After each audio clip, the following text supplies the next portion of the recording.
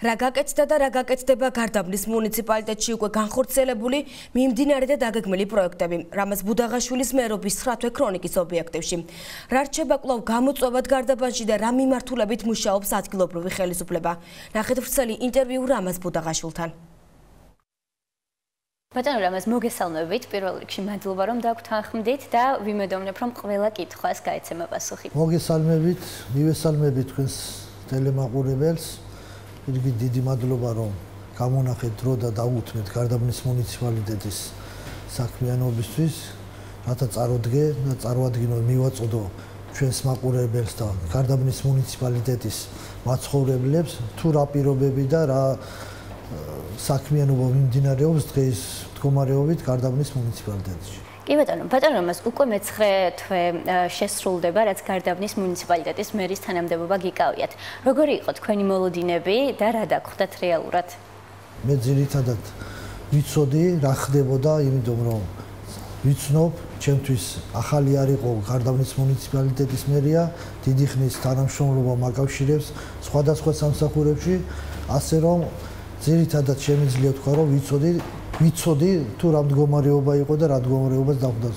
ვიდრე შეუდგებოდით უფლებამოსილებას, თქვენ ახსენეთ რომ იცოდით საჭიროებები, რაც გარდაბნის მუნიციპალიტეტს ჰქონდა, თუმცა რა იყო თქვენი პრიორიტეტული მიმართულებები, უფრო რომ გავშალოთ ეს თემა და რაც უკვე მერი ხართ, რა საჭიროებები გამოიკვეთა კიდევ თქვენს მუნიციპალიტეტში? რაც შეიძლება უფრო მეტი და კარგი, ესე რომ ვთქვათ, კომფორტული საცხოვრისი პირობები და ცხოვრების გაუმჯობესება ყოფილიყოს მუნიციპალიტეტის მოსახლეობისთვის, გამოსწორებული იყო ბევრ რიგ სოფლებში დღესაც ისეთი პრობლემები, რასაც ქვია ინფრასტრუქტურულად წყლის პრობლემები, გზისა. მუნიციპალიტეტებში მუდმივად არის ხოლმე ინფრასტრუქტურის პრობლემა, განსაკუთრებით არის სოფლებში ეს პრობლემა. რა გაკეთდა ამ მიმართულებით ბატონო რამაზ? ჩვენ ახლა მოგხსენებათ, რომ მუნიციპალიტეტის ტერიტორიაზე არის დიდი წყლის პროექტის მშენებლობა, რომელიც მოიცავს 5 სოფელს და სადღაც 30,000 აბონენტი იქნება, მოსახლე იქნება ამ შემავალ სოფლებში. პირველი ეტაპი უკვე დასასრულს მიუახლოვდა.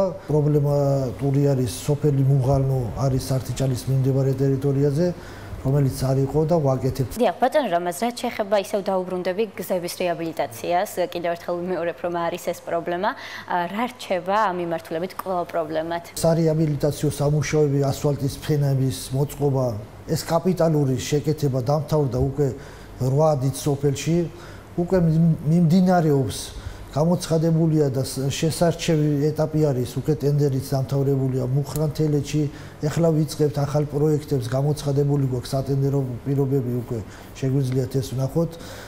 სართიჭალა მუღალოს დამაკავშირებელი გზაზის პროექტებზე მუშაობთ. ქალაქ გარდაბნის ტერიტორიაზე ტენდერი გამოცხადებულია შიდა ქუჩების მოწესრიგებაზე. ასევე ტენდერზე გვაქვს, რაც დაგვრჩა ქალაქ გარდაბანში გზების რეაბილიტაცია, ეს არის სოფელი ნაგების სოფელ კალინინოს თემის ტერიტორიული ერთეულში. კარგით, ბატონო რამაზ, რას გვეტყვით ბაღების რეაბილიტაციის პროცესზე? მიმდინარეობს, როგორც ვიცი, ბაღების რეაბილიტაცია, რომელი სოფლის ბაღები მოიცავით, ასე ვთქვათ, და იგეგმება თუ არა მომავალი სასწავლო წლიდან ახალი ბაღების მშენებლობა? ყველა ბაღს უტარდება სარემონტო, სარეაბილიტაციო სამუშაოები. 25 ბაღში უკვე მიმდინარეობს და დაწყებულია პროცესი.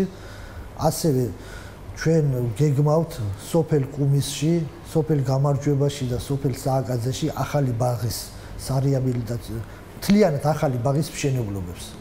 უკვე ეს სამუშაოები დაიწყება წელსვე, ახალი სასწავლო წელს ყველა ბაღი შევა რეაბილიტაციაში. ბატონო რამაზ, გადავიდეთ სკოლებზეც. მოგეხსენებათ განათლებისა და მეცნიერების სამინისტრომ ადგილობრივი თვითმმართველობის ბალანსზე გადაიტანა საჯარო სკოლების ინფრასტრუქტურის მოწესრიგება, ასე ვთქვათ. ამ მიმართულებით როგორია ვითარება? დაწყებული გვაქვს 2 სკოლაში. ახალი სოფლის სკოლაში და სოფელ კუმისის საშუალო სკოლების რეაბილიტაცია. რამდენად პრობლემურია ეს საკითხი მუნიციპალიტეტში და აქტიურად აპირებთ თუ არა ამ მიმართულებით? ნამდვილად ბევრი სკოლა საჭიროებს სარემონტო სამუშაოებს. ამას ყველაფერს ჩვენ ვეცდებით კი არა გავაკეთებთ. ეტაპობრივად მივყვებით ყველა ამ სკოლის რეაბილიტაციას. ვახსენოთ, პროექტი შემოიარეს საქართველოს. ეს დღეს მიმდინარეობს ეს პროექტი, ხორციელდება ასე ვთქვათ და პროექტის მიზნებზე გვესაუბრეთ და ვის ეხება ეს პროექტი. ჩვენი წახალისება იყო, რომ წარჩინებული სტუდენტები, წარჩინებული მოსწავლეები, ასევე სოციალურად დაუცველი ოჯახის წევრები, სოციალურად და ვისაც არ აქვს იმის შესაძლებლობა, რომ ელემენტარულად საქართველოს ყველა კუთხე გააცნოს, ჩვენ აღებული გვაქვს საქართველოს მთლიანად ტერიტორიაზე 9 ლოკაცია, სადაც ტურები გვაქვს ჩანიშნული, ზოგან არის 3 დღიანი ტური, ზოგან 2 დღიანი ტური. ეს ჩვენი მთლიანად მუნიციპალიტეტის ხარჯებით დაგვყავს ეს ბავშვები და ვაცნობთ საქართველოს ისტორიას. ბატონო რამაზ, რას აკეთებს მუნიციპალიტეტი იმისთვის, რომ ეთნიკური უმცირესობის წარმომადგენლები იყვნენ აქტიურად ჩართულები ყველა პროცესში და თანაბარი ხელმისაწვდომობა ჰქონდეთ ყველა იმ პროექტზე, რასაც თქვენ ახორციელებთ? აქტიურად ვართ ჩართულები. მე გეტყვით, რომ მე ყოველ პარასკევს ოფიციალური მიღება მაქვს მოსახლეობისა, ყოველდღიურადაც ვხებულობ, მაგრამ ოფიციალურად მთლიანად თელ დღეს პარასკევს უთმობ მოსახლეობას და მართლა ძალიან აქტიურად არიან აზერბაიჯანელებიც ჩართულები. დაგეგმილ მნიშვნელოვან პროექტებზეც რომ ვისაუბროთ, იქნება ეს სოციალური პროექტები თუ ინფრასტრუქტურული პროექტები მოსახლეობის ინფორმირებულობის მიზნით.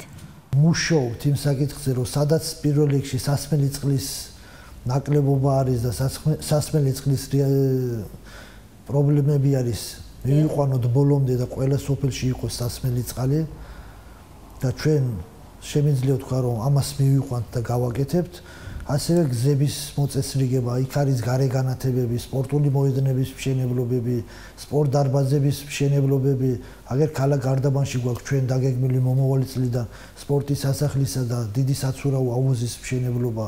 სოციალური პროექტებიც ვახსენოთ.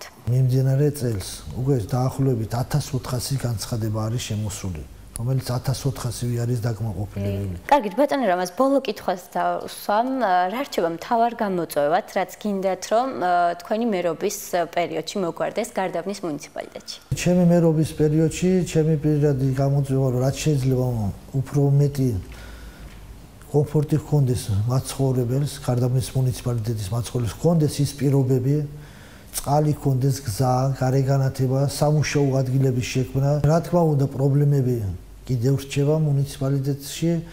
ეს მთლიანად არ არის ის, რომ ერთ დღეში მთლიანად ამ ყველა პრობლემების მოგვარება, მაგრამ ჩვენ მთავრობასთან ერთად და იმ დიდ გუნდთან ერთად, რომელ გუნდსაც თვითონ იმ მოსახლეობამ ნდობა გამოგვიცხადა, რომ მათი პრობლემები აღმოფხრათ და მივიყვანოთ ბოლოში, რომ მათ ჰქონდეთ იმის საშუალება, რომ ნორმალური საცხოვრისი პირობები ჰქონდეთ და ნორმალურ პირობებში იცხოვრონ. წარმატებებს გისურვებთ თქვენ საქმიანობაში და მადლობას გიხდით კიდევ ერთხელ. დიდი მადლობა თქვენ. მადლობა ბატონო.